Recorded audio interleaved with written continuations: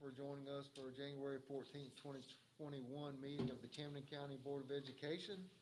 I'd like to ask if there is any consideration for open session agenda changes. Yes, sir. If we could remove information item B and add consent agenda item C, a Camden Middle School fundraiser.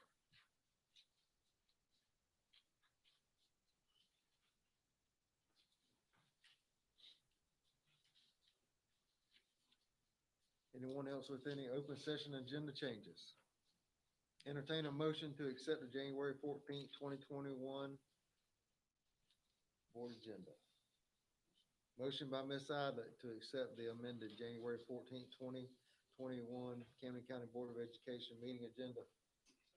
Seconded by Mr. Purcell. Any further discussion? All in favor say aye. Opposed? Motion carries. Thank you. If you could please take a moment of silence, please.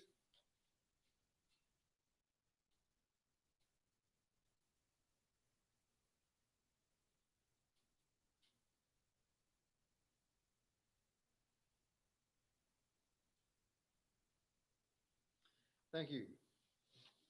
Dr. Farrell, has anyone signed up for public comment? No, sir.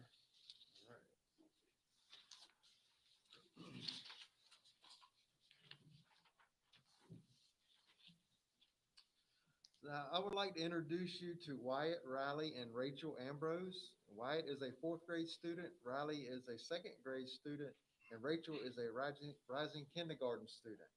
And we are pleased to have them here with us tonight to lead us in our Pledge of Allegiance. So everyone please rise.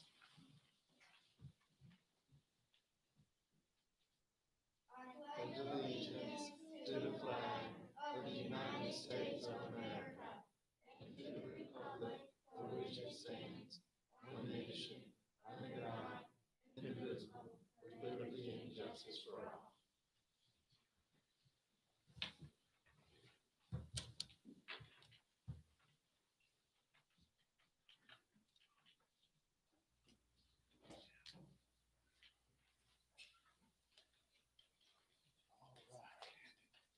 So we have certificates for you tonight that says the Camden County Board of Education awards this certificate to Rachel.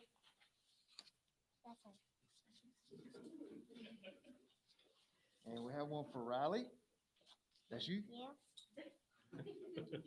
And one for Wyatt for their leading of the Pledge of Allegiance at the Camden County Board of Education meeting given this 14th day of January 2021. Thank you very much. Appreciate it.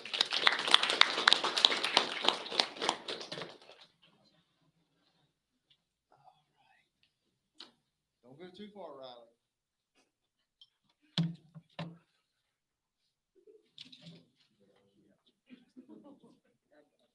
All right. So Riley Ambrose is a second grade student in Miss Chapel's class at Grandy Primary School. We're spotlighting Riley tonight because she is the creator of our school system's 2020 Christmas card. We have used the students' artwork for the front of the superintendent's Christmas card for 14 years. In November, Mr. Lazar, principal at Grandy, asked second grade teachers to have their students create Christmas-themed drawings. From these drawings, one picture will be selected by the superintendent to be used on the school system's Christmas card. Many beautiful works of art were submitted, making it a difficult choice, but Riley's art was especially nice. So Riley, we have framed your card as a keepsake for you, and we have had one of your cards framed for Mr. Lazar to add to his Christmas art collection in his office. And your card will also be framed for the central office and displayed with the cards chosen over the previous years. And also your original artwork has been framed for your parents. So Riley, we congratulate you for being the creator of our 2020 Superintendent's Christmas card. You are very talented and we thank you for a job well done.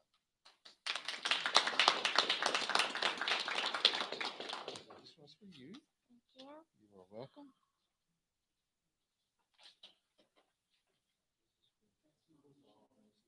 This is for Mr. Lazar to hang in his office. And this is for Mom and Dad.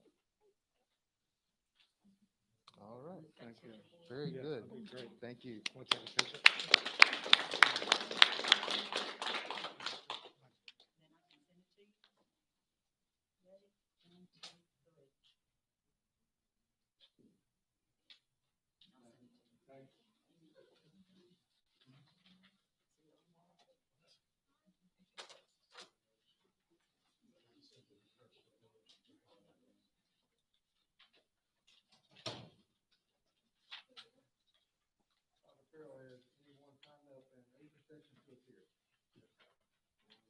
Consent agenda. Motion by Mr. Islet to accept the consent agenda. Seconded by Mr. Purcell. Is there any discussion? All in favor say aye. Opposed? Motion carries. Information updates, new high school project, Mr. Rick Ott with MB Con.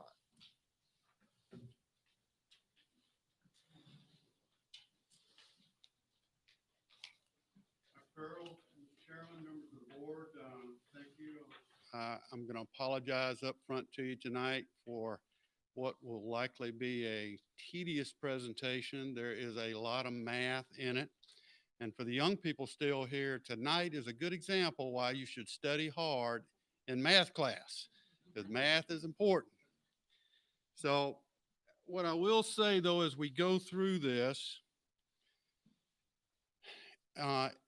if you have a question or you need additional information, please stop me and ask, because it builds on itself and ultimately we will get to the end. Again, this is informational only, but it is a complex subject and I recognize that. Purpose of the meeting, if everyone will recall, we had a joint meeting with the county commissioners back in December.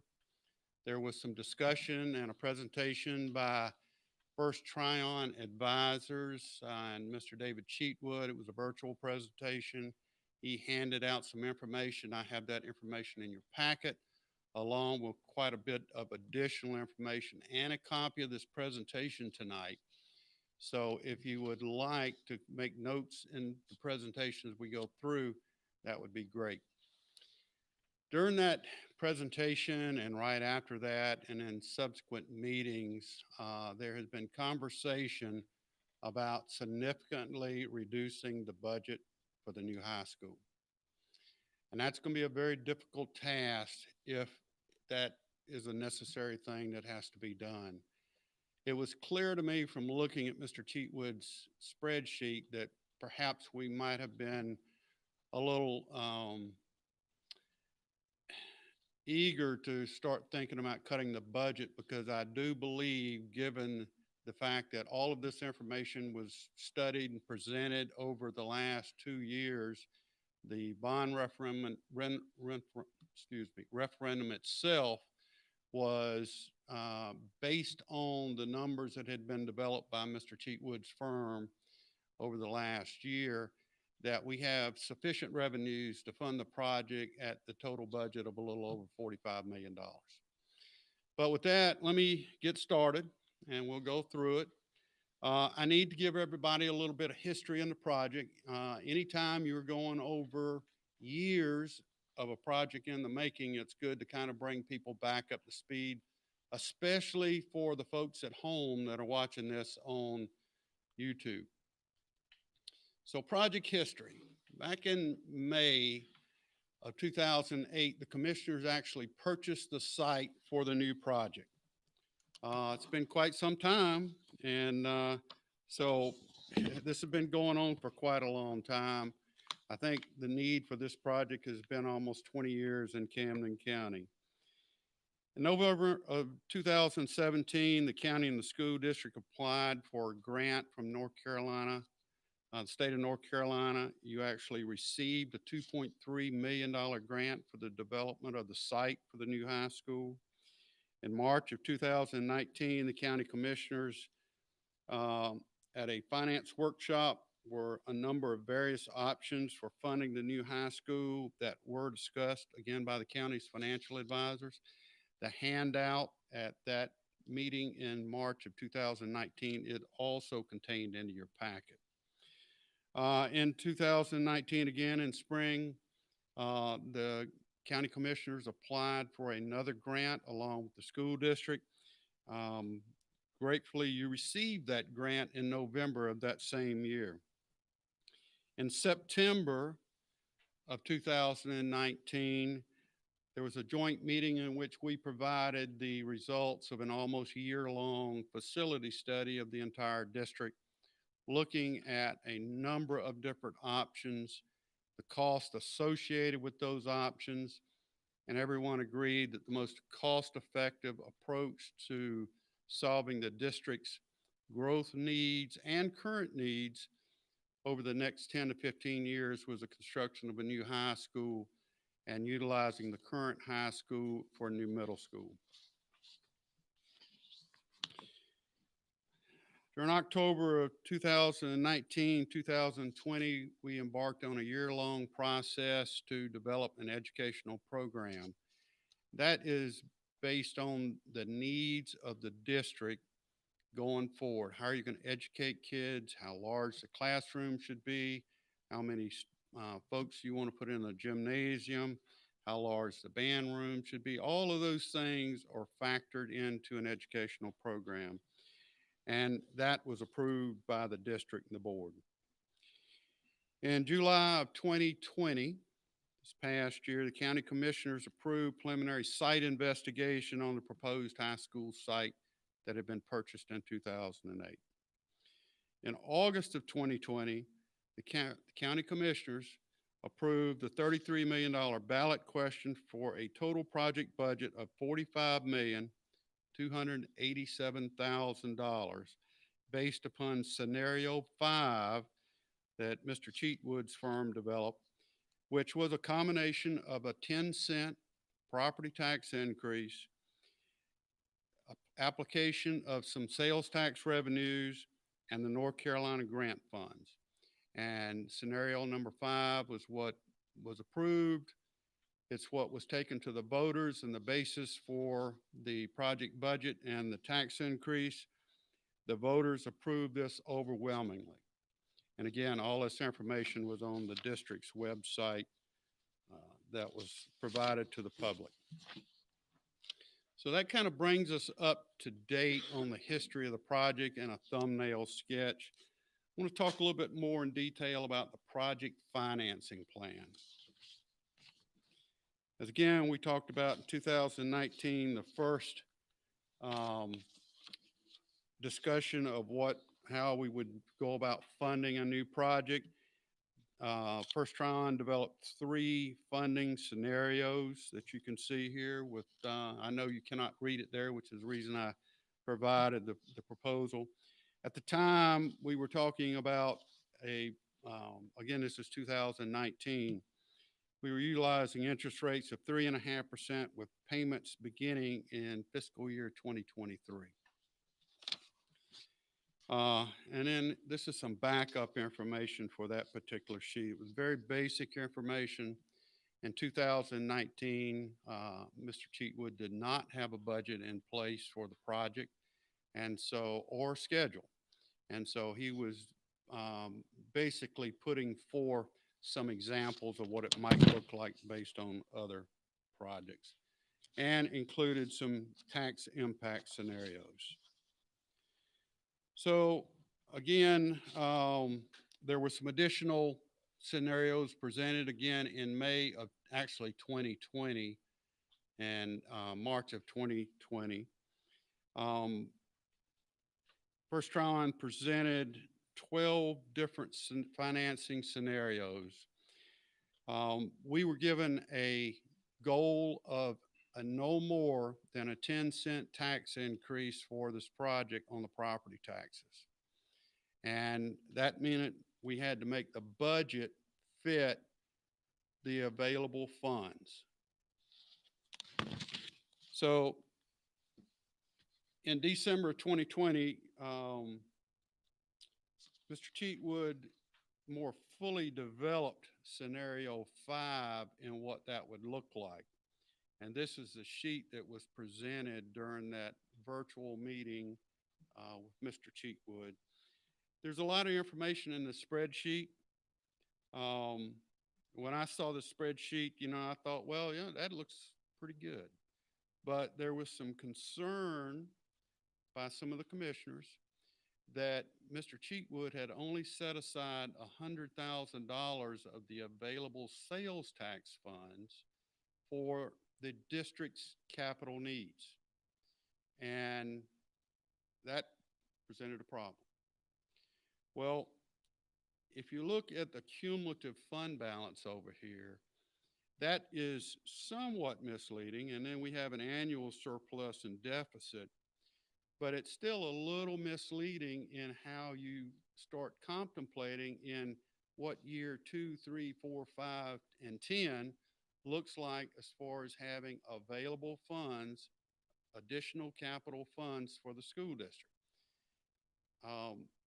Certainly, you have other needs with the district. You've got roofs that periodically need to be replaced. You've got all of the work that Mr. Lawrence does and keeping the schools in good condition and in good shape. And so you have to have some additional funds on an annual basis to do that.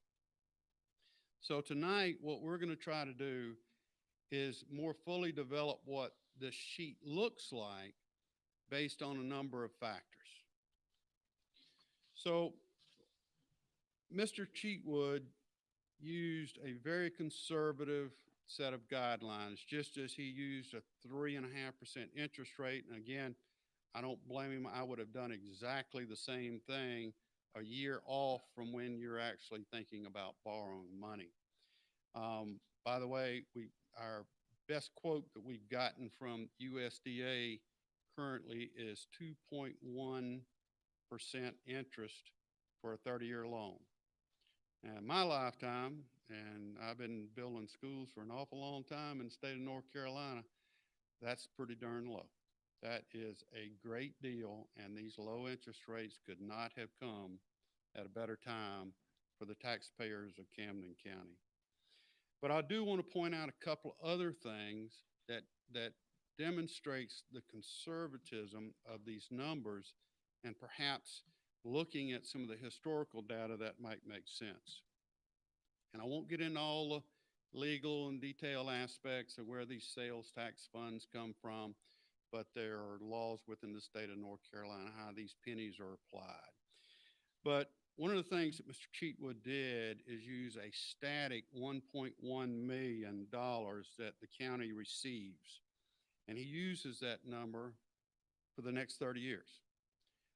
We all know that just the rate of inflation alone will increase those revenues somewhat. How much is anybody's guess. Sales tax is a variable number. Some years you might get 4 or 5% increase. Some years you might get a decrease of 1 or 2%. But on average, over the years, you're looking at typically a number that equals the inflation plus the amount of growth that you would have in a community. And we'll talk about that. Another aspect is the property tax revenues. First Trine used a very conservative 1% growth. Now we all know one of the reasons that we're looking at having to deal with the new schools is that we're growing in Camden County, and we're grateful that we're growing. So 1% appeared to be a little conservative, and so we went back and analyzed the growth for the last 9 years, which includes the growth during the Great Recession. Probably about a tough period of time as you can have. What we found was the actual average growth over that 9-year period was 2.85% in Camden County.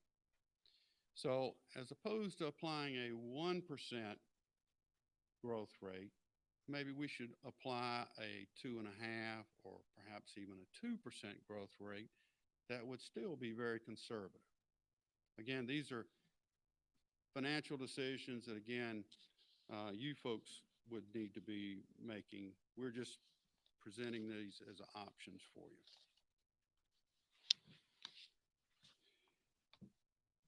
Another thing that we looked at is when the development of this spreadsheet was done, you'll notice, we actually start the proposed debt service, and I don't know if I can, my little clicker, my light won't work, but if you'll see the little column that says proposed debt service, the first payment is shown in 2023.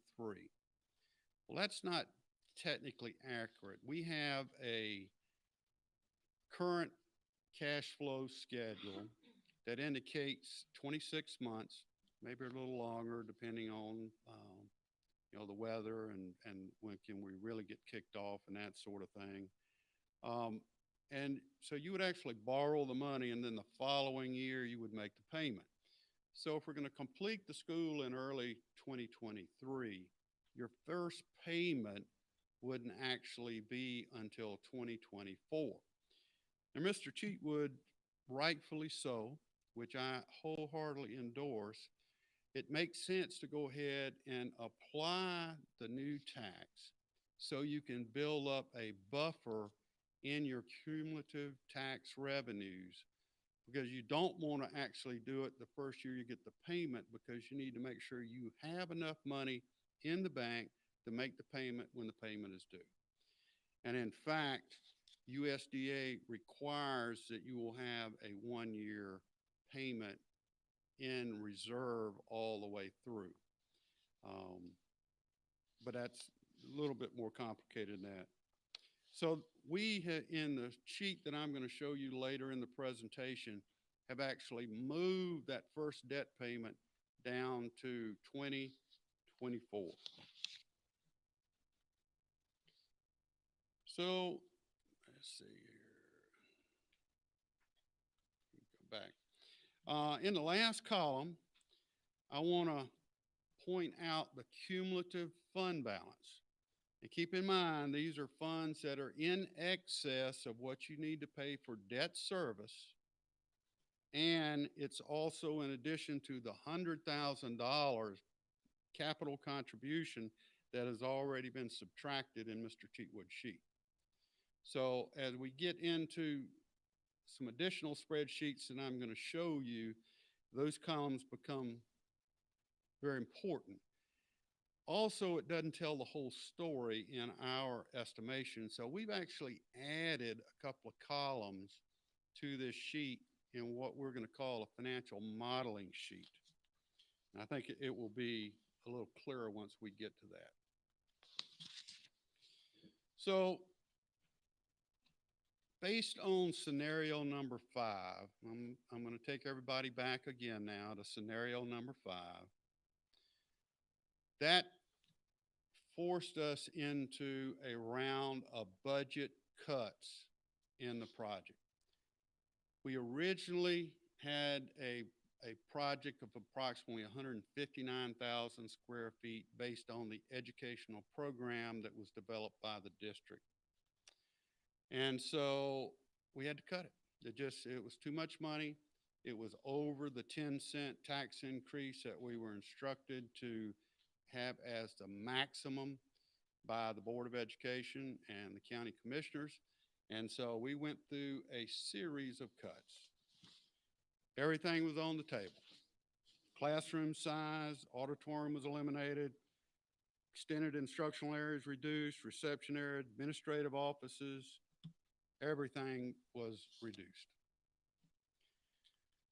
And so with the initial proposal, we were roughly 159,445 square feet. The first reduction, a little over 18,000 square feet. That was tough. The second reduction was very painful. We had to reduce another 10,000 square feet, which took us to 130,000 square feet. And then with the architect's assistance, we were able to get another 2,000 square feet trimmed out of the schematics, which was a total reduction of about 31,395 square feet out of this building. About 20% of the space was cut out of the building for a total of about $18.9 million. That brought us to a budget that we use as a basis for the bond referendum that met the 10 cents property tax goal that the board and the commissioners set, coupled with the excess sales tax revenues and the North Carolina grant. There were three key components to being able to fund the debt service for this $45,287,400 project. With all of that information in hand, 73% of the public voted in favor of the bond referendum. That budget was not any secret. There were a number of meetings with the local government commission with the state of North Carolina. We actually provided the budget estimate in the form that was required by USDA and the local government commission in a form and fashion that they wanted to see it. This estimate and budget breakdown was widely dispersed, and again, it's part of the historical documents. Had to make a lot of cuts to get to this point, but again, this was a basic school that would take the county far into the future and meet the educational needs of the district. So in doing this and getting these cuts in place, we did a lot of comparison on other high schools in the state of North Carolina, comparatively sized projects, and also the Hampton Roads area, which we'll be drawing contractors from. This project, this budget is in the bottom 30% of schools that have been built or bid in the Hampton Roads and the state of North Carolina budget. So it was a very economical project from the beginning. There is no fat left on the bone in the $45 million project that we had. So, yes, sir. Bottom 30%. Well enough. Not the We don't have average. any extra, there's no extravagance. The bottom third of all the high schools constructed recently. Yes, sir. Yes, sir. So I put that in the context because it's not like we can go and change a floor finish to something else and try to save a few dollars. It's just, when we're looking at the magnitude of what we've been tasked with, now it's an issue of cutting out space, cutting out function. So where does that bring us?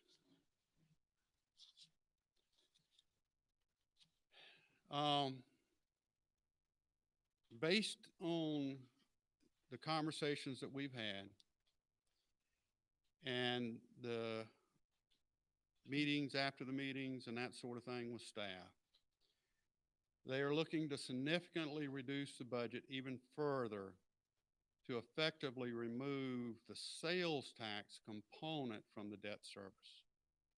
Again, a key element that was in there all along. It was the basis for the $45 million budget, and remove that and just effectively pay for the project with the 10-cent tax increase alone and the North Carolina grant. But I'm not sure that's feasible. We looked at what it would take to do that. The first thing I need to point out is that the county has been awarded $12.3 million in grant monies. That's effectively free money to the taxpayers of Camden County to build this new high school, but there's a couple things, couple conditions. First is it can only be used to construct a new high school. And secondly, the new high school has to comply with North Carolina's minimum standards. Those are the qualifications on the grant itself, and North Carolina DPI will have to approve the design in order for you to receive those grant funds.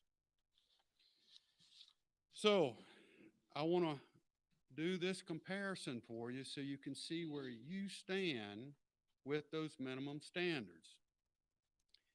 Your current high school with 600 students, you have approximately 81,500 square feet in the school. That is woefully inadequate to house a modern educational program. That's one of the things that we heard throughout the programming process. If you look at what DPI says is a minimum standards for a high school with 600 students and 600 core, that's an important aspect. Minimum facility size is 119,346 square feet. And that's variable a little bit, but let's call it 120,000 square feet. The school that we are constructing or have programmed and budgeted for you has 600 students with core facilities, which are lunchroom, gymnasium, corridor space, those kind of things, that would accommodate 800 students because you are growing. We all know that there are a number of developments that have already been approved, that will be building homes, and that they're coming. They're coming. You will see that impact through all the grades, and you will see the cost of the difference in building those additional square feet while we're initially constructing. And then I'll talk to you about what it would be if you were to actually reduce that and then come back later and try to build it.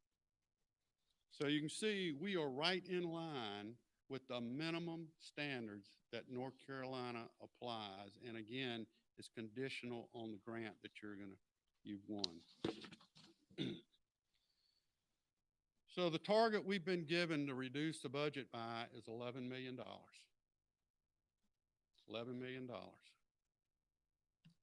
On top of the 18 now, that would be almost $29 million taken out of the original budget, about half. So that would be a new project budget of $34,287,400. So what are the options to do that? We spent a lot of time over the holidays. We didn't go to grandma's house and we wasn't riding any sleighs. My estimators were working on trying to figure out how we could reduce the budget and what it would take to get there. And first, let me say, this particular project has a fairly inordinate amount of cost in the site development. But that's just because it's where it is, and it's the site that we have, and it's the type of soils that we have here in Camden County. I could probably move the school over to Fayetteville, maybe build it a little cheaper, but that'd be a long bus ride for the students here. So our site development cost is really dictated by a lot of other factors other than that. And one of the things that we have encouraged is to do an early site package, get those bids in hand so we can see what that actual cost is going to be. That will let us know exactly how many dollars we have to spend on the building. So what's it going to take to reduce the budget? Another $11 million. We looked at some big pieces and parts because we can't really reduce the site development cost at this point in time. It is what it is.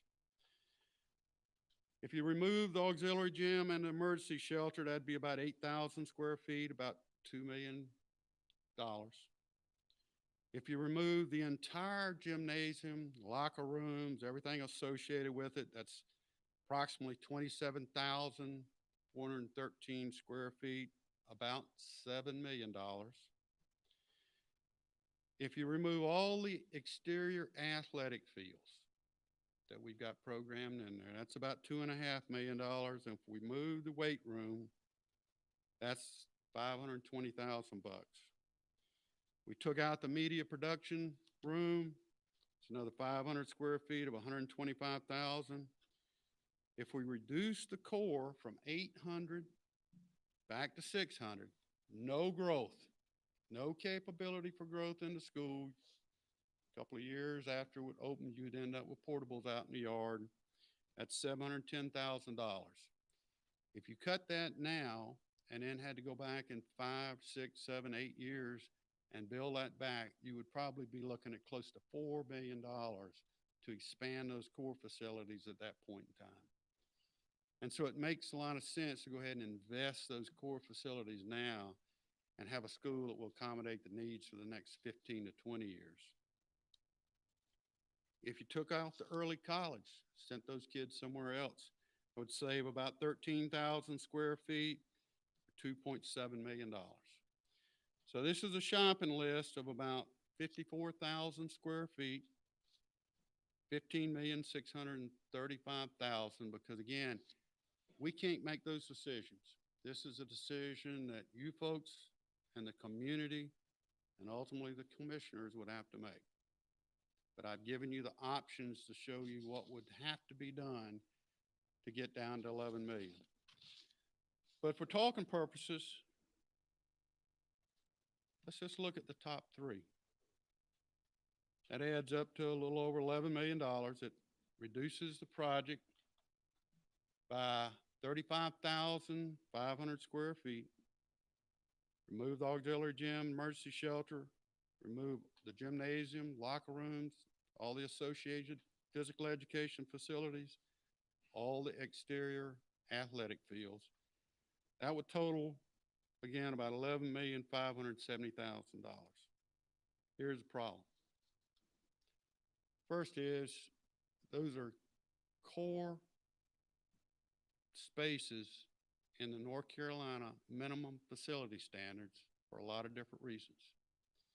And my guess is you would probably lose your grant funds if you tried to get that project passed.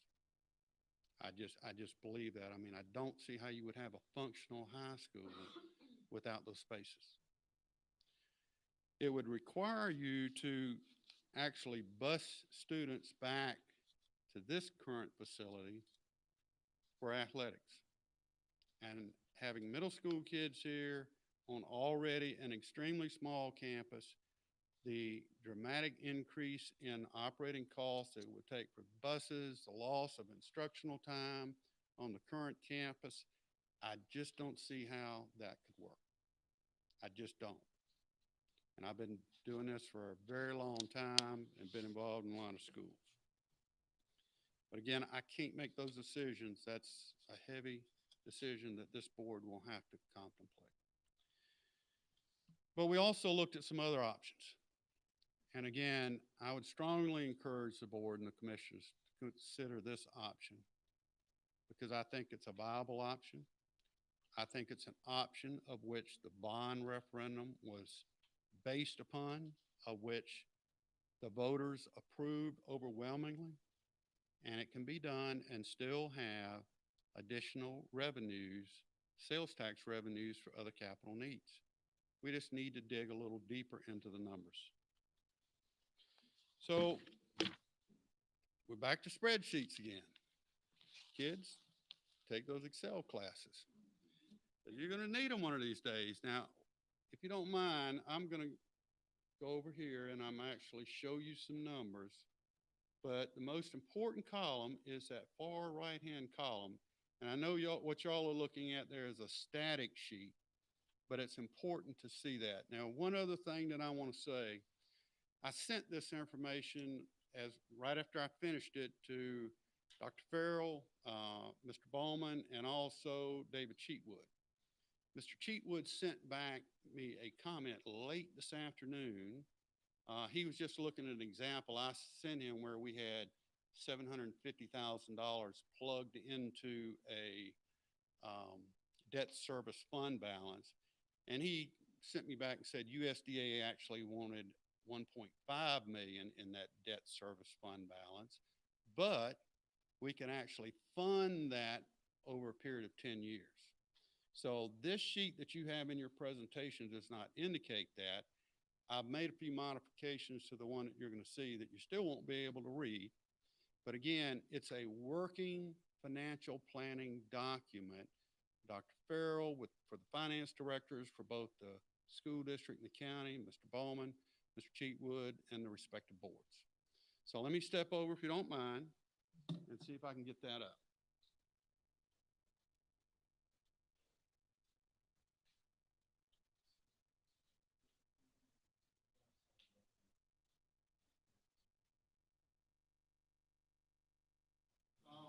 Couple things I want to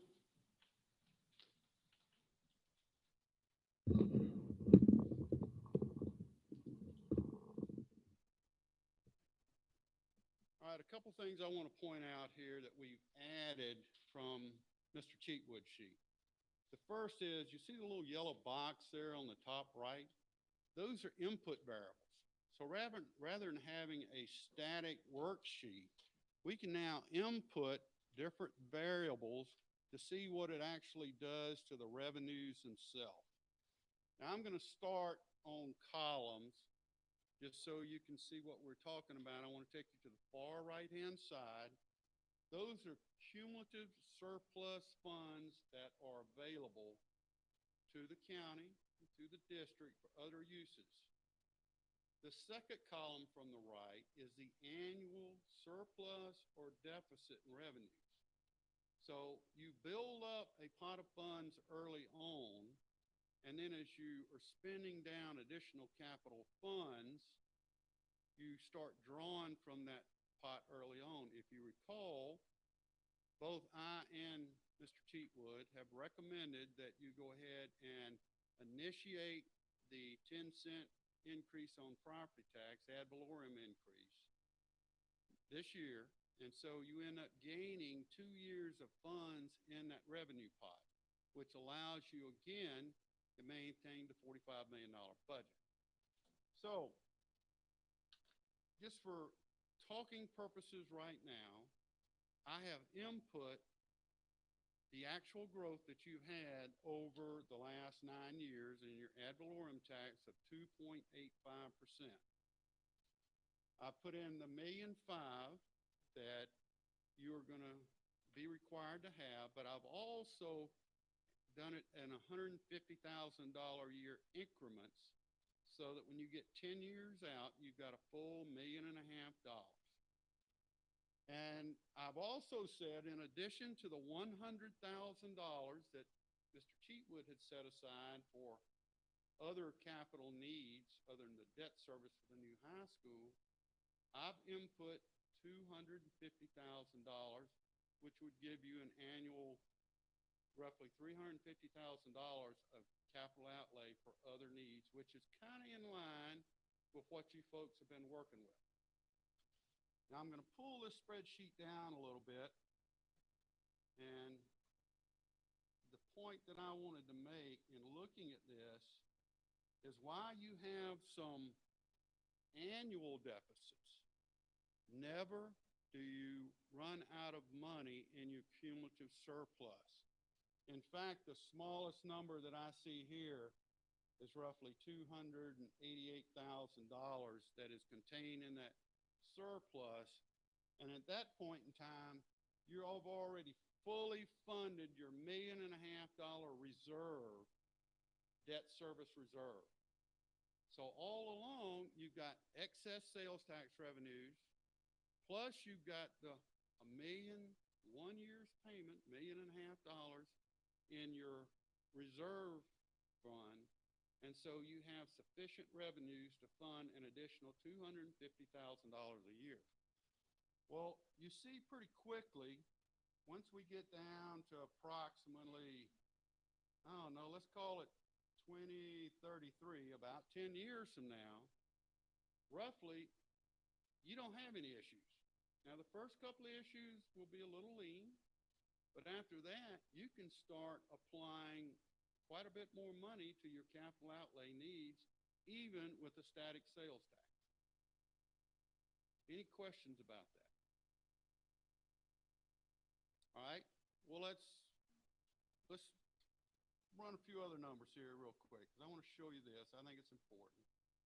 Let's go back up here, and let's say we want to be super conservative, and we're not going to do 2.85% growth in your ad valorem tax.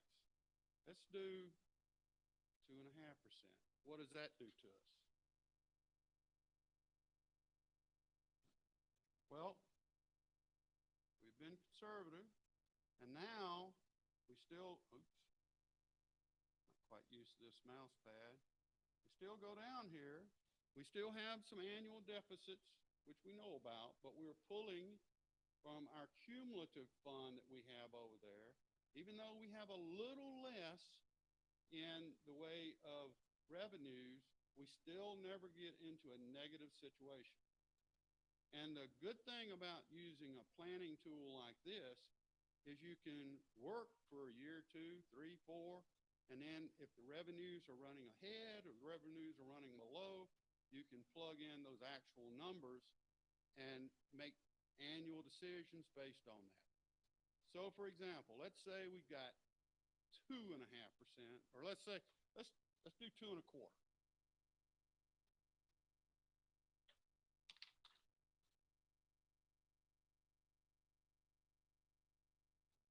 All right, 2.25%, still funding $250,000, but you see when we get down a few years, now we've got some small deficits in our cumulative fund. We don't want that. Even though we're still carrying $1.5 million reserve, we can't spend money we don't have. So we come up here and we look at our capital needs. We have to cut the budget. Let's put in a $200,000 capital needs. And you see, we're right back in the black with really sufficient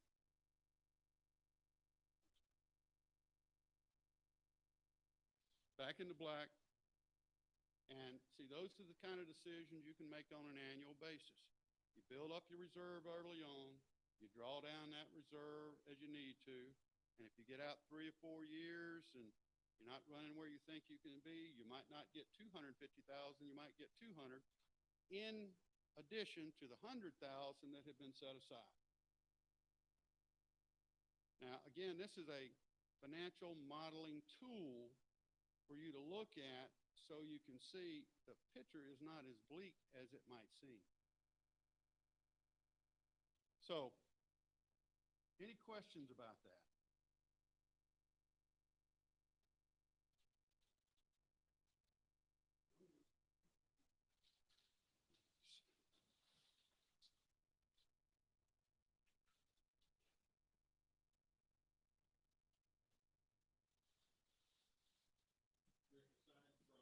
You're good to come back over here. It's just a simple, quick question.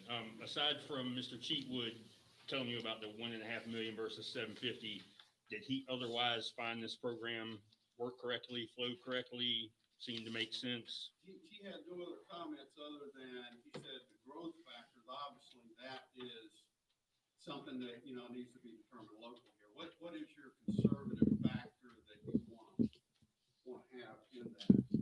And refer that back to Mr. Bowman and obviously the commission. Right.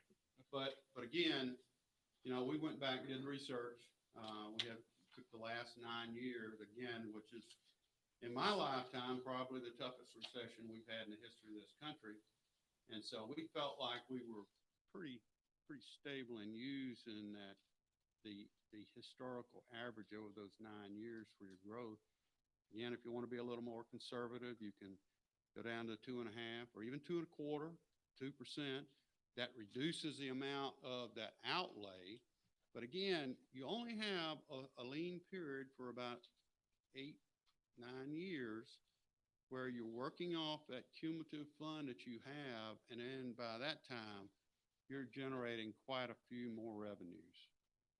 Let me speed up here and get back to where we're at. I know these young folks and even I don't want to go through all these spreadsheets again. So my point would be, we don't have a problem. We are able to fund the budget as sold to the public, as approved by the commission and the board, that has been developed over the last 8, 9 months, and without making radical reductions to the project. The other thing that I want to remind everyone is that this board retains all of the savings in the project. So let's say we bid the site work and we save $500,000 and we bid the building costs and we save another $500,000. We get to the end of the project, we've got an extra $1 million. That could go into that reserve fund. And again, to build up that buffer so that you would be able to draw down on it for your capital outlay needs. And every little bit counts. Every little bit counts. But again, it's not breaking the bank. You know, I'm afraid that if you do radical surgery on a project that has already been reduced to the bone, then it's something that this community will regret for the next 50 years. And, you know, in looking at the revenues, and we do this an awful lot in counties throughout the Southeast, I just don't see the problem. And I think it's reasonable to use some reasonable growth factors to set up those reserve funds early on and utilize those reserve funds. And then if you make a midstream adjustment in year 5 or year 7 or year 8, you can certainly do that. So those are the two options. Cut the project. I'm afraid you won't have a project. At least one that you'll be happy to live with for the next 75 years, because that's what we're building. This is a 75-year building. It's the foundation of the community. If we do this, you'll be right back in 15 years, 10 years, 5 years, adding on to this project. Or the other option is to proceed with, as it's been budgeted, as it's been committed to the public, and look at these revenues, build your reserve funds, comply with the USDA loan requirements, and do it in a measured manner of $150,000 a year, and build a project, again, to the minimum North Carolina standards.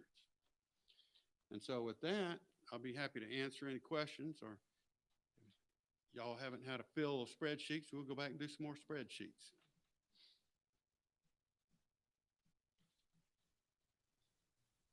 Key to this whole thing is getting the tax to begin with the fiscal year 2022 tax rolls, correct? That has always been in the cards. From day one, you need to get ahead of when you actually need the money. You cannot wait till you actually have the bill in hand and then start raising the taxes because of the way the tax bills are and the way the revenues come in. And so, again, those assumptions were built in early on, even back in March of 2020. Those discussions were taking place, and it's the same basis for the project.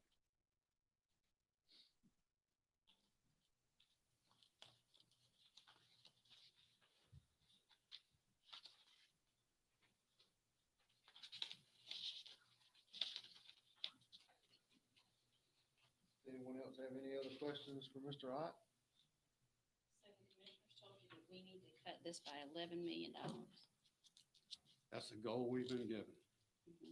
And remind me, what's the total cost of the county complex?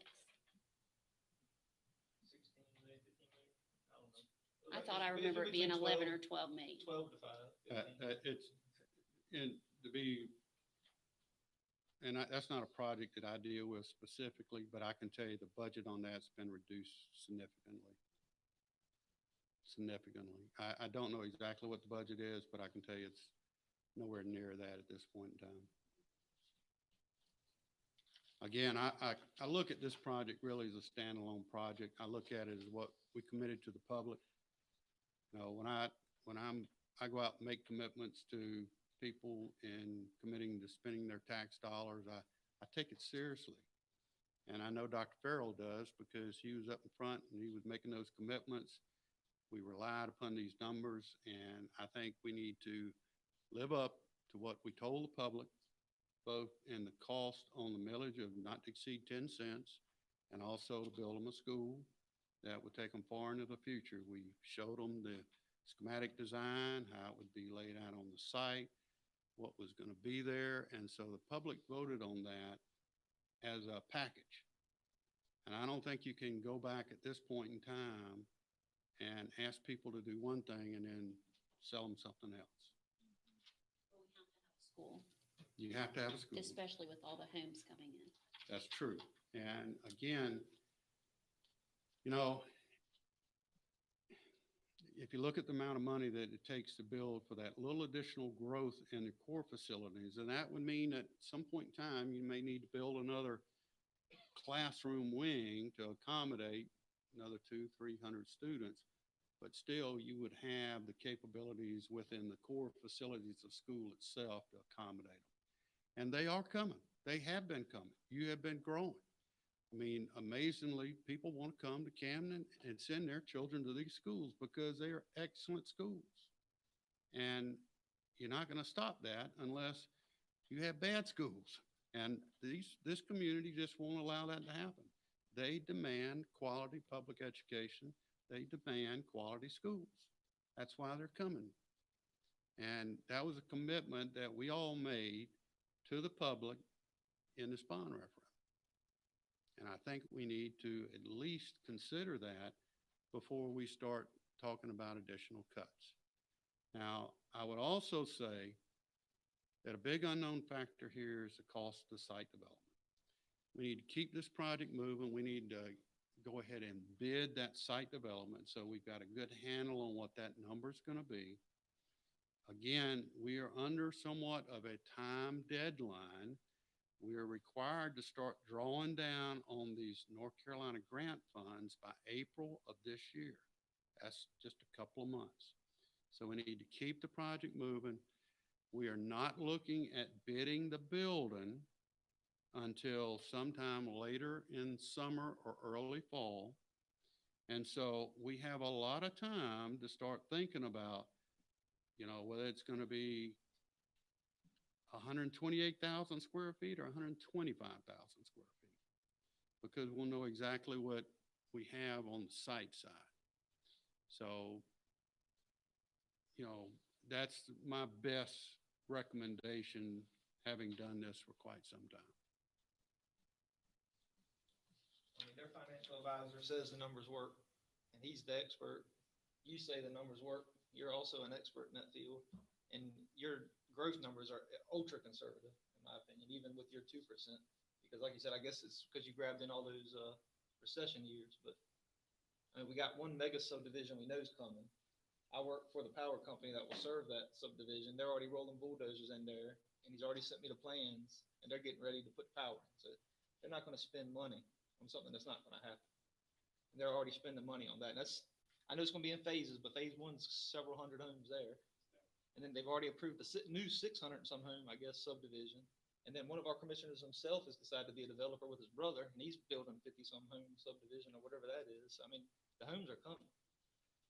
Homes coming, people are coming.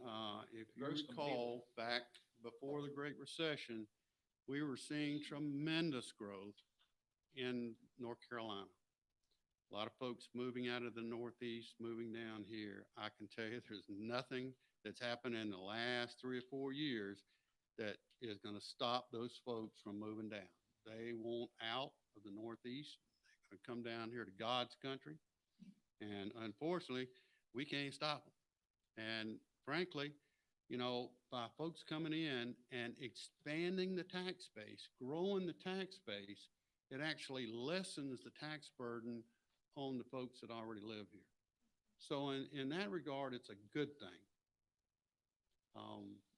We're building this school again to meet your current needs, but also from the core facilities to plan on some additional growth as well. And I want to remind everyone again how important this is, not to just the high school students.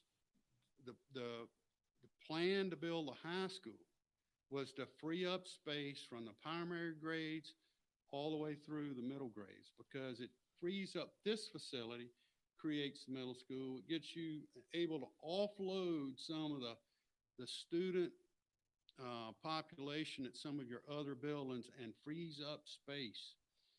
When the state of North Carolina reduced the student population in the lower grades, it really impacted this district, because if you have 50 classrooms and you take out 5 kids out of each classroom, now you're back to, for every 5 kids times 3 and a half, you got to have another classroom. Well, you're either building classrooms or you're putting kids in portable classrooms. And I'll tell you, an old superintendent that used to work for me a long time, he said, portable classrooms are a monument to poor planning. For about the same price that you can build a classroom is what you will pay to buy a portable classroom with a limited lifespan and setting it up. And plus all the other issues, I mean, those kids are, well, just go out and look out back. I mean, you know what you have. I don't have to tell you about that. So the high school plan originally allowed us to have positive impact on every school in this community and provide capabilities for growth with every school in this community, every grade level, even the little ones that were here earlier tonight. Clarify a couple of things, and I apologize to everybody in the crowd, but I'm going to make points because there are people watching tonight. I want to know that we're not backwards on this board. We actually know what we're talking about. First try-on is, we don't have a financial advisor for the school board, correct? Correct. They are the county's financial advisor. That's correct. They're very good. They are, they are, and they agree that this works, and we agree that it works, you agree that it works. September 2019, when we commissioned to have a facility study done, we paid half, the commissioners paid half. MB-Con was the recommendation of the commissioners to use, correct? His group. So their advisor, their company that they wanted to do the study, and the study found we are woefully undersized for what we need in this county. You're either over capacity or at capacity in every school in this county. There's a point to why I'm asking this, because these are things we're hearing in the community that, we went off first trying's numbers, we should investigate it. Well, they were sent to us by the county to work this. They recommended your company to do the study, and you found exactly what we all knew was going to happen. So there's no shenanigans on getting you to tell us what we wanted to hear for this study. Interest rate, my calculations, saving about $8.23 million by going from the original plan of 3.5 down to 2.12%. Correct. That's not going to stay that way. If we don't lock in, it's going to increase at some point. We all know it's going to stay low for a while, but if we don't do it now, it's going to go up. So that's $8.2 million of completely wasted money, because interest doesn't go to any of us at its benefit. That build one additional classroom or? Not a thing. It just makes the bankers richer. Conservative numbers based on, right off the county's website, South Mills Landing's development schedule and the new, what is it? Bellcross Landing, Bellcross Station, the new one out there that, by the fork in the road up there. I'm not saying names. They know who I'm talking about. Just on their development schedule by 2005, with the number of homes planned, and we're not talking about Camden Plantation, that's a whole nother animal. Our tax base should increase at the current rate, $750,000 a year by 2005 on nothing but the planned phased homes based on the schedule on the county's website that they projected. 2035, sorry, 25. I keep saying 35. I'm sorry. I'm a little irritated tonight. I apologize. That's $750,000. That's 7.5 cents of tax value increase without raising a single penny of the tax rate. You didn't count Camden Plantation. That had nothing to do with Camden Plantation. That's strictly, and that's the residential side. That's not including the commercial development that's supposed to occur with South Mills Landing. Nothing at all to do with Camden Plantation.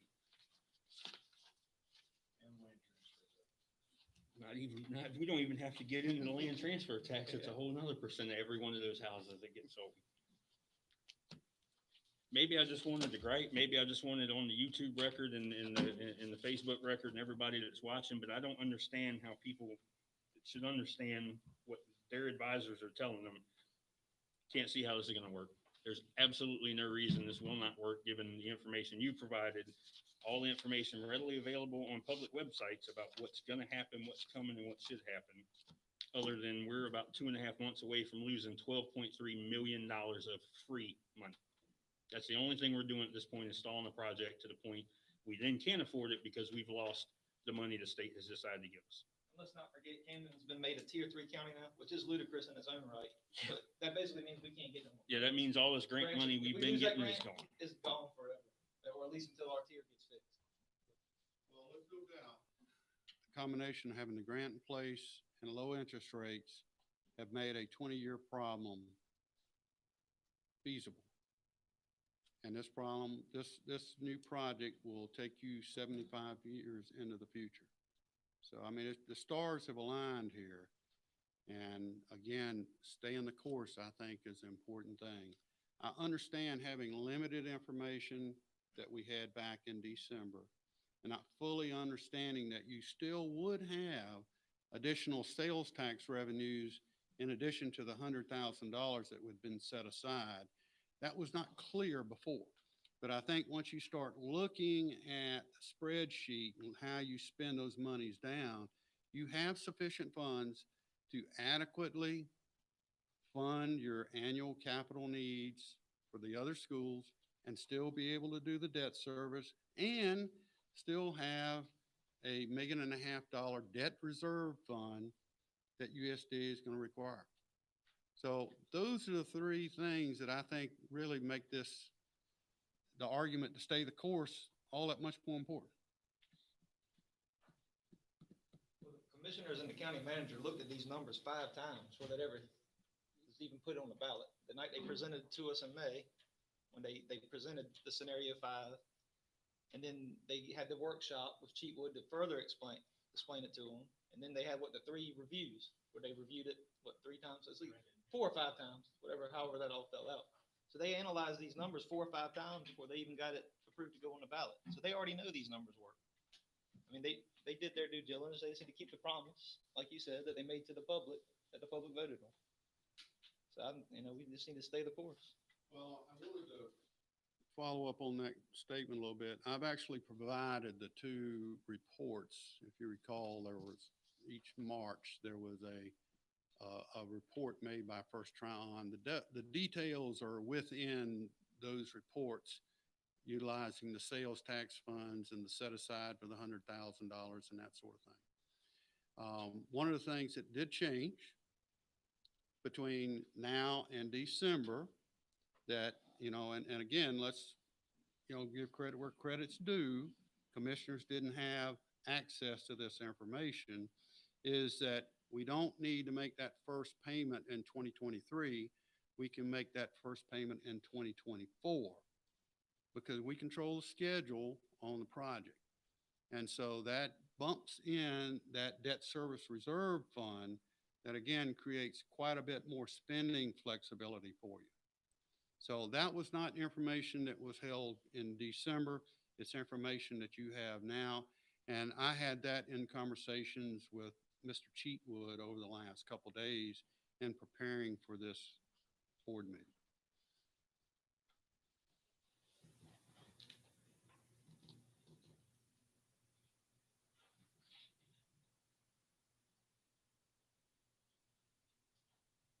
Do we even want to mention the whole CIS money being in there?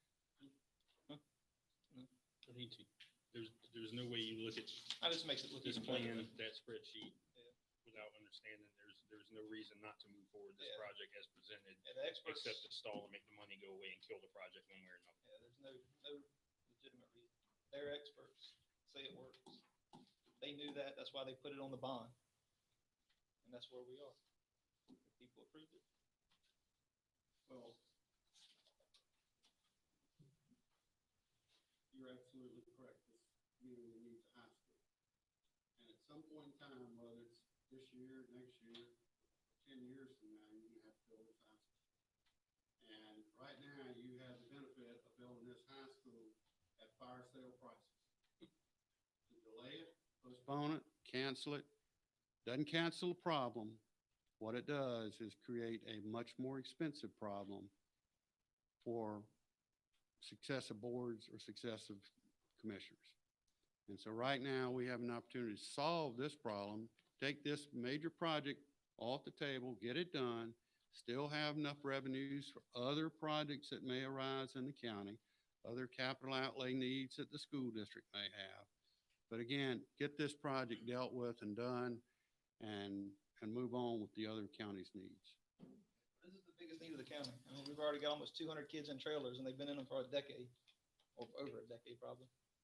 So it's beyond time to get them in a real building. And more with, like you said, with what we know is coming. we don't even have room to house them if they come.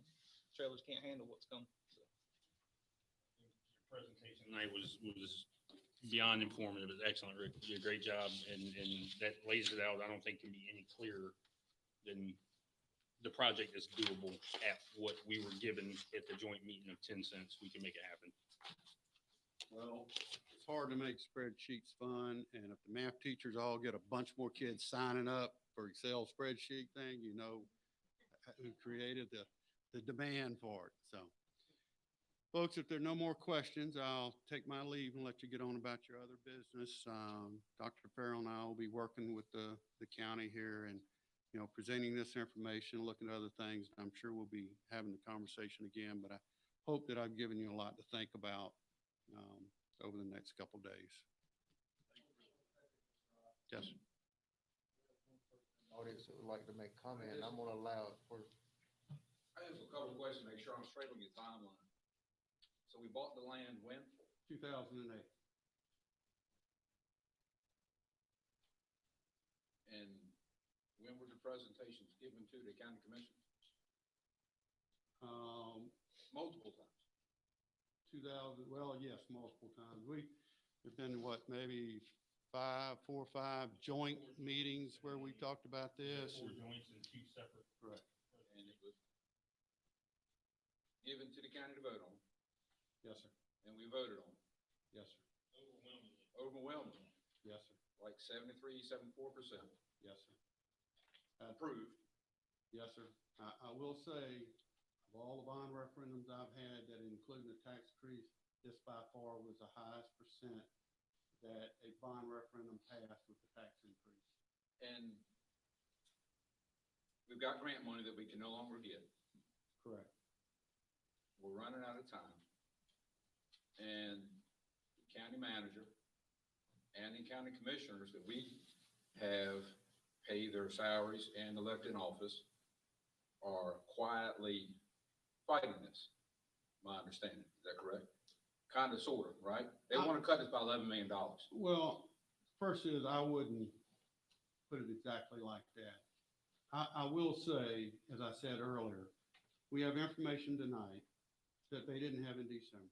Right. And I think before you commit to a $33 million loan, we should fully explore all the numbers.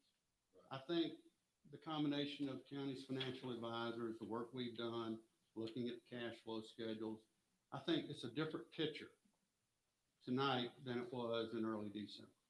So I want to give people the benefit of the doubt in making sure that we don't bite off more than we can chew. I'm convinced that we are not biting off more than we can chew. I'm fairly familiar with the schools, have been out of these schools in and around them some, have been to sporting events. And as a parent of a 8th grade student and of a youngin' that is 4 years old, will be going to his school next year, it makes absolutely no sense to build a school to cut what we have, right? Without the athletics is one thing. We got people are having to cross the highway to play softball. We're playing soccer on a Parks and Rec field. You can't 100% safely and securely manage this football game. It's done with the best it can be done. And to be honest, in fairness, the trailers are a hot mess in the back. I am aware of those, and that the school board has worked diligently to do the best they can. But so if I understand it right, they want us to stay where we are, right? Because basically, if we don't build this, we get past April, we lose $12.5 million. 12.3, So that'll basically kill this project pretty much. pretty much. For the time being. But we're moving forward on our $14, $15 million library. It's not that much. Library's like 4. It's significantly less. Okay, I was just curious to make sure I have my timelines right, and because I have some concerns. My child may or may not go to early college, but I have concerns about the children back there. My other child may. How long have those buildings been back there? How long? 14 years. I just was curious, to make sure I was straight on the timeline. Thank you.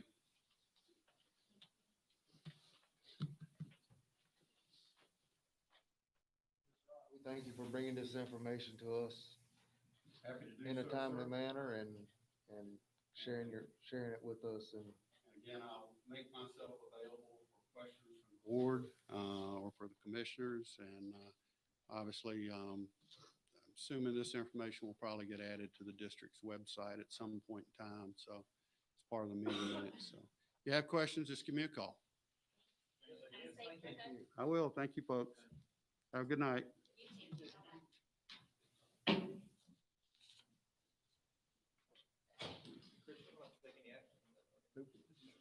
No action. All right, our student board member updates. Y'all better have some good stuff to follow that. Ms. Fields, would you like to go first? Or I'll let y'all check. Okay, yeah. I'll start with Grandy Primary. This week, GPS is completing their 9 weeks evaluations, and they're really excited to start the second semester. On January 21st, Grandy Primary has several remote learners who will be coming back to school, and the staff is excited for their return. January 28th, Grandy Primary will celebrate the 100th day of school. Students and staff are encouraged to dress like they're 100 or to make a 100-day shirt. This is always a fun day at GPS. And for the middle school, CMS FFA is holding monthly meetings virtually this year. FFA members have participated in community service activities like collecting canned foods for families in need and made 11 Operation Christmas Child boxes. We had a very successful fruit and canned nut fundraiser in the fall. We are starting to prepare for the FFA state middle grades rally that will be held in March virtually. In order to address the isolation that the COVID-19 pandemic created in our schools, the CMS Beta Club initiated a new program, the Beta Buddy Lunch Bunch. Beta Club members and selected peers meet virtually every Wednesday for half an hour. The Lunch Bunch is a peer-mediated model that is the most supported intervention for personal, social development, and communication. In fact, preventing school failure, alternative education for children and youth, indicates that it helps promote social skills through increased opportunities with peers. At each meeting so far, there were 2 to 3 trained Beta leaders and 2 to 3 peer friends who have participated. Ultimately, the meetings have increased positive social behaviors for peers and offered an opportunity for Beta members to facilitate and lead. The Camden Middle School boys cross country team finished second in the conference meet and was awarded a trophy as this year's runners-up. And then for the early college, Camden Early College teachers are excited to have close to 100% student participation with their Zoom classes on Monday, Tuesday, Thursday, and Friday.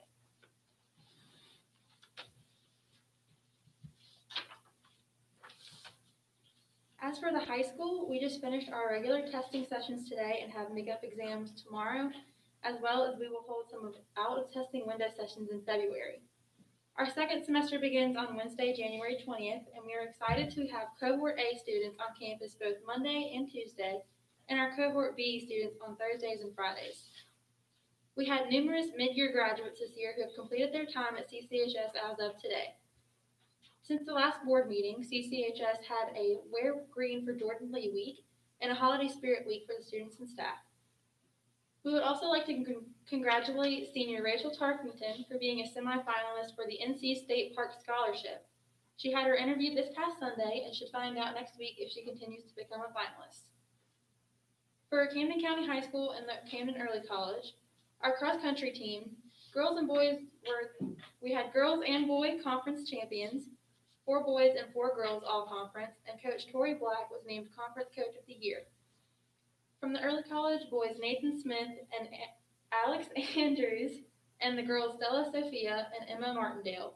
From CCHS, boys Dennis Gutierrez and Jackson Nobles, with the girls Morgan Bruton and Keely Williams.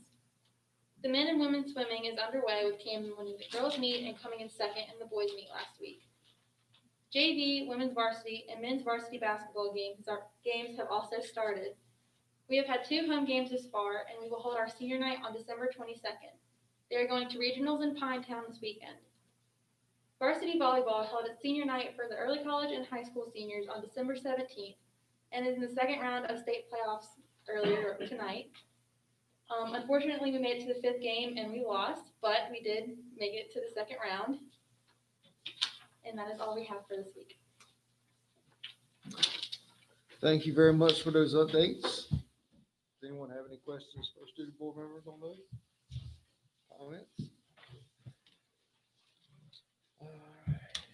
Your financial update for the month was included in your board pack. If anyone has any questions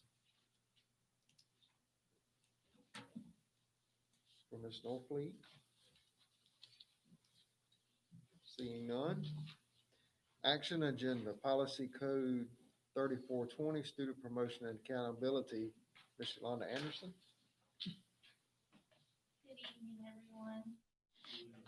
In viewing our performance policy codes, I noted that policy code 3420, which is in your board package, student promotion and accountability, that it was still stating 25% of a student's final grade at the high school level and the middle school level. And thus I am here tonight to propose that we make that amendment as it is reflected in Board Policy 3410, which was approved during the 2019 school year. So again, the proposal is for the high school that their final exam count 20%, which is already present in Policy Code 3410, and then 10% at the middle school. So this is just simply ensuring that both policies are reading correctly. Are there any questions for me? Thank you. Need a recommendation from me? My recommendation is that you table this policy for the customary review. Motion by Ms. Idlet to accept the superintendent's recommendation to table policy code 3420 until our next meeting for further review and any other revisions. Second. Seconded by Mr. Purcell. Is there any further discussion? All in favor say aye. Opposed? Motion carries. Central Office Renovation and pending projects, Mr. Larry Lawrence. I'm actually going to cover that, and Mr. Lawrence will help answer any questions. At our last meeting, I reminded you that we recently began the discussion again about an addition and renovation to the central office with funding left to the school district by a private citizen as part of his estate. At that time, I informed you that we had discussed this project in the past and that we had placed it on hold, in particular until we could get restrooms, restroom facilities at the early college, which we now have, and to enclose the areas between those mobile units out there for the purpose of safety, and that is in process.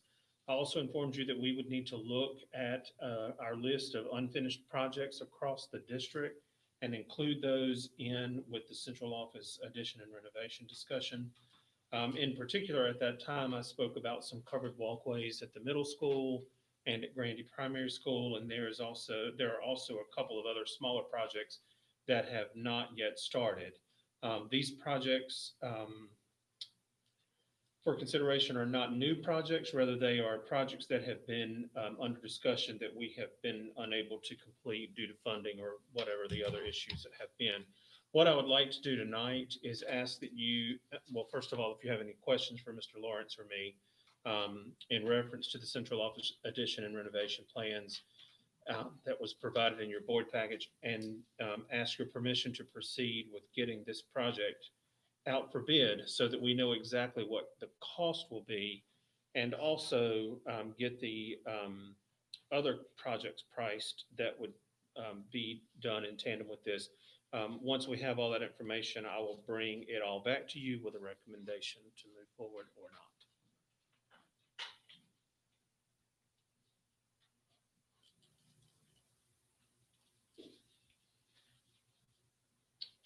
Any questions for Dr. Grell, Mr. Lawrence? How does the boardroom size in that plan compare to this room size? Do you know that, Bob?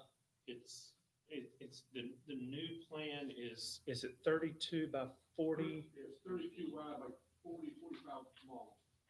32 by 41. I was gonna say, I don't know how it compares to the space we're sitting in.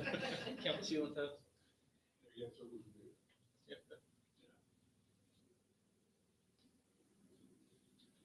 we increased the size of it some over the original plan because what we forgot, well, what I forgot to request was a place for the board members to sit, which that is probably an important piece. And so we extended that out with the architect to include that. Yes, it probably was not Attendees and- going to be big enough before with, once you put in the platform where the board would be seated. But with that extension of what, 15 feet, Larry? Yes. That will take care of it. Okay.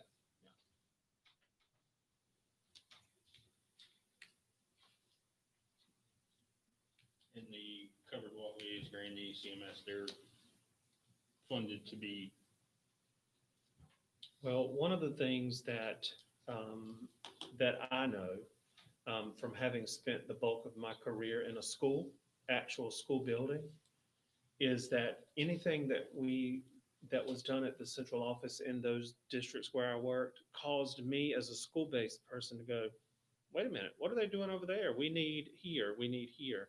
And so what I said to Mr. Lawrence is, what are the outstanding projects that are out there that we also need to look at as we're looking at this central office? Now, the other part of our discussion was there are always going to be capital projects.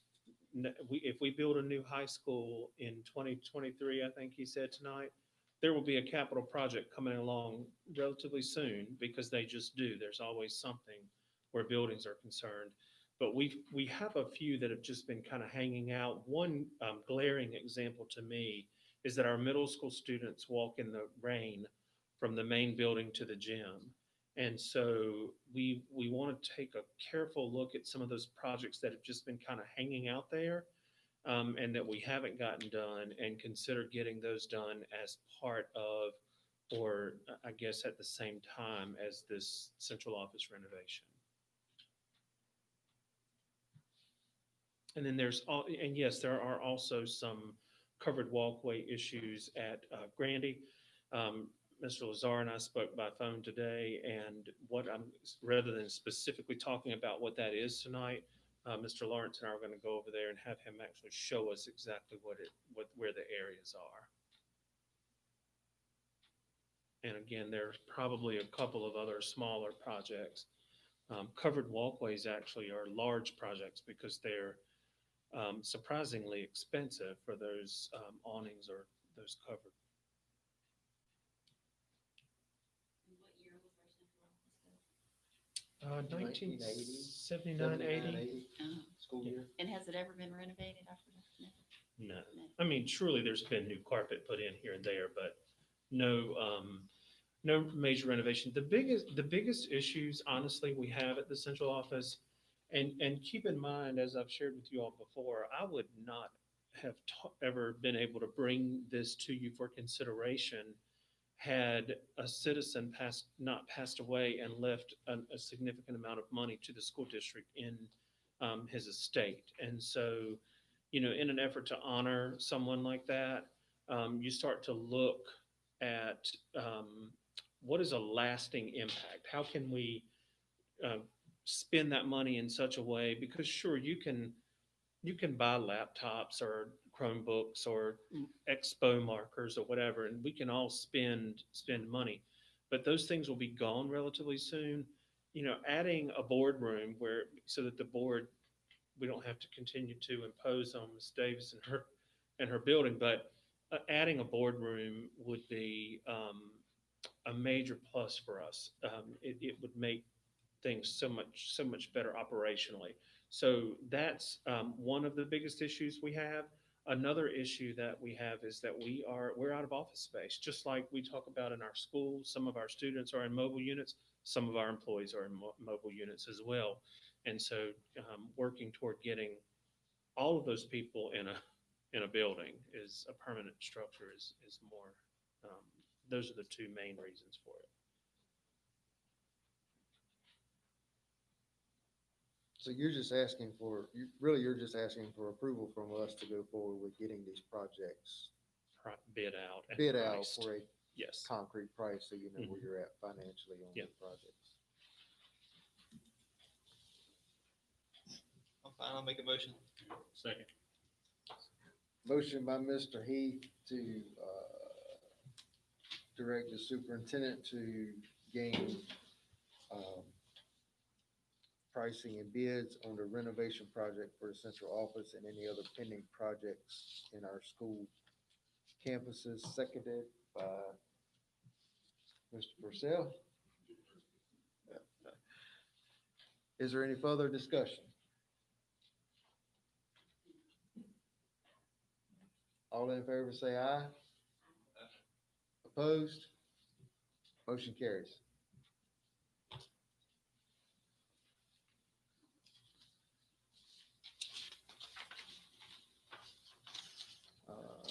Duke Energy and Piedmont Natural Gas Grant Funding, Dr. Farrell. Oh, I missed the budget time. I sure did. Thank you for catching that. Budget timeline, Dr. Farrell. So it's budget season again, and one of the first things that we do is come to you for approval of the timeline and set a work session meeting and setting work session meeting dates. For the budget, you will see from what was provided for you in your board package, January 25th will be when Ms. Norfleet will issue handbooks to cabinets, principals, and directors. That kind of normally kicks off our budget season. I will remind you that one of the goals of our strategic plan is focused on finance. We have done a lot to educate people over the last couple of years about how the budget works. Ms. Norfleet and I talked about that quite a bit, and we are not, due to our current COVID circumstances, going to go out and take our little show on the road this year and go to schools, but we are going to work through our teacher advisory council and our classified advisory council to be able to explain some things to them and work through principals to have them take that out. So that's in your timeline. Meetings with all the department heads that's in there. And then we have all the way down to a tentative April 20th, 2021 deadline to submit our budget to the county manager. And then somewhere a week or so later on the 29th or thereabout, we would present the budget to the county commissioners. And then immediately after the budget is finalized through our presentation of the county commissioners, we will then communicate the budget to all staff. Also included in that, in line with our strategic plan, thinking about what my goals are for the 21-22 school year, where budget is concerned. Obviously, we want to continue the implementation of our strategic plan. We recognize that we have talked less about that during COVID than we would have otherwise, but that is still a thing, and we will be bringing some information back to you on that. Of course, transparency, being fiscally responsible. One of the things that we've heard a lot over the last, I would say, year and a half, has been questions around supply budgets, and our teachers having to spend their own money to buy, and I was a teacher. Teachers spend money in their classrooms, but to have to go out, we want to make sure they're not going out and having to buy expo markers and things like that we should be providing for them. And so that's a goal this year, is to look at how can we increase supply budgets. And then getting people, always a goal of budgeting is to get all people to understand that there are limits and that we have to prioritize, because that's hard, and sometimes in our personal budgets and in our work budgets. And then ownership. I want all of us to feel like it's our budget. It's not just Ms. Norfleet writing a budget and presenting it to you, or me writing a budget and presenting it to you, but we have voices of a lot of people involved in that. And let's see. Okay, so looking at last year and around the same timeline, our board work session for this year for budget would be around March 18th. And so if that works for everyone, I would request that you approve the budget timeline and the setting of that date for the board work session.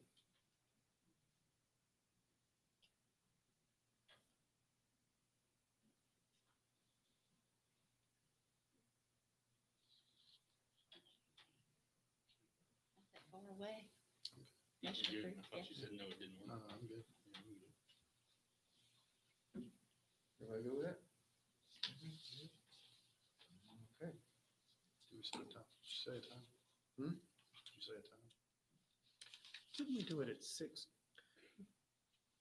We did it at 6 or 6:30 last time. I thought we did it at 6. I think Yeah, it's 6.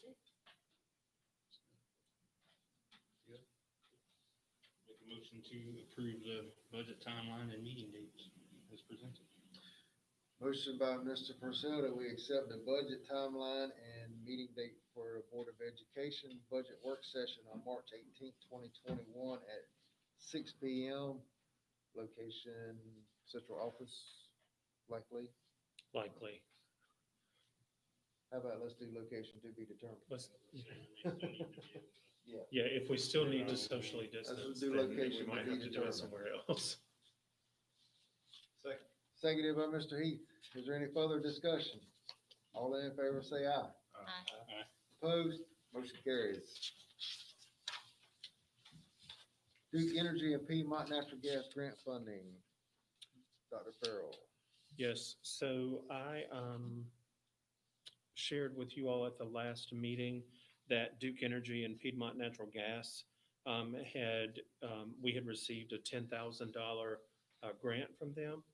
And what I would like to do tonight, now that we have actually received the check in hand, is ask for recommendations from you all. I'm usually giving you recommendations, and tonight I'm asking for recommendations from you about how you might like to see that money spent.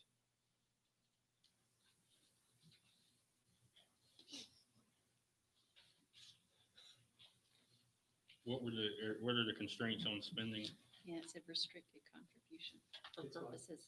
It says restricted contribution for purposes outlined in your grant application. So we have, Sally, my understanding is we have no guidelines on how that money is spent, other than our board decides anything that is spent over $5,000. Or approves it at least. It's $2,000. Tell them what they want with it. Yeah. They know what they need more than we do. Yeah, what about that? Each school gets, We got 5 schools and 2,000. $10,000. Give each principal $2,000. They know what they need more than we do. Sounds good to me. how's that sound to you guys? Yeah. They're all smiling. It ranges from yay to. You know, anything we can do too to spread it out amongst as many employees, morale, meals. That's right. Yeah, I mean, it isn't necessarily, say you want to take it. The little thank yous that they deserve. Okay, so I'm hearing, divide it out and give each school an opportunity to spend $2,000. And I'm also hearing, a focus on, Around. staff morale.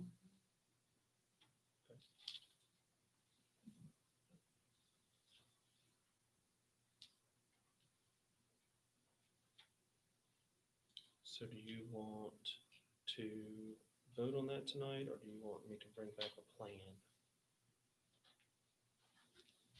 I'll bring back some ideas. Some ideas would be nice.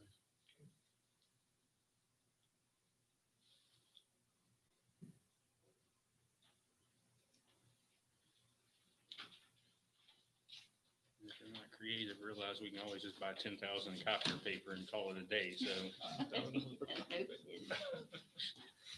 NCSBA PLS update, fall 2020 policy updates, Dr. Farrell. Okay, those are your policy updates that we contract with the North Carolina School Boards Association to keep our policies like they need to be. And I would request that you, or recommend that you table those for a customary review.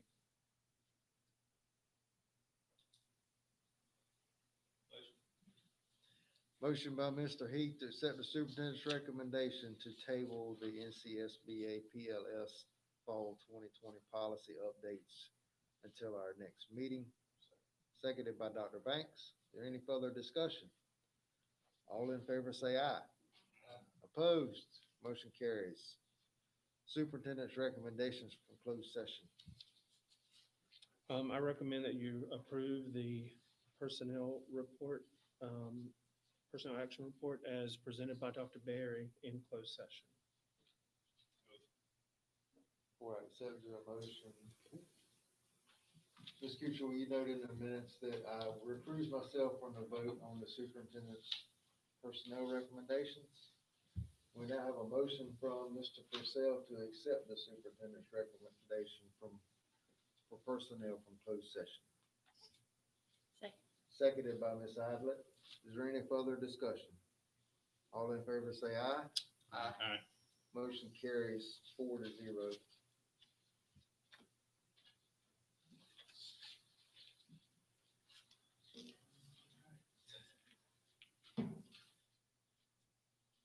Entertain a motion that we recess open session to return to closed session. Motion. Motion by Dr. Banks that we recess open session to return to closed session. Second. Seconded by Mr. Heath. Any discussion? All in favor say aye. Aye. Opposed? Motion carries. Thank you, and just so everyone knows, we will not be taking any other action when we come out of closed session this evening, other than the closing meeting. Thank you for attending.